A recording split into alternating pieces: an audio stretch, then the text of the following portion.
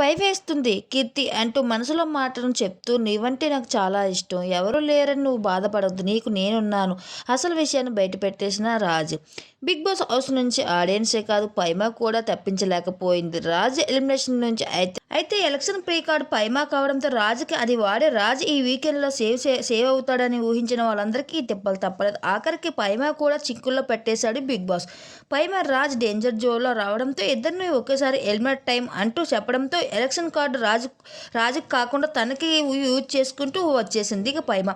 ఈ విధంగా రాజ్ అన్ప్లేయర్ ఎలిమినేషన్ ద్వారా బయటకు వచ్చేశాడు. రాజు మొదటి వారంలో చాలా వీక్గా చాలా అమాయకంగా కనిపించినప్పటికీ రోజు రోజుకు తన గేమ్ ఇంప్రూవ్ సంబంధించుకొని ఈ వీక్ బిగ్ బాస్ హౌస్ నుంచి ఎలిమినేట్ అవుతూ బయటకు రావడం జరిగింది. బిగ్ బాస్ హౌస్ స్టేజ్ మీదకి వచ్చి ఒక్కొక్కరి గురించి తమ అభిప్రాయాన్ని తెలియజేస్తూ ఒక కీర్తి దగ్గరకు వచ్చేసాడు. ఇక అసలు మాట చెప్పడానికి భయమేస్తుంది. నువ్వు చాలా క్యూట్గా ఉంటావు, చాలా అందంగా ఉంటావు, నువ్వు ఎవరూ లేరని బాధపడకు, నీకు నేను ఎప్పుడూ ఉన్నాను అంటూ చెప్పుకుంటూ వస్తాడు.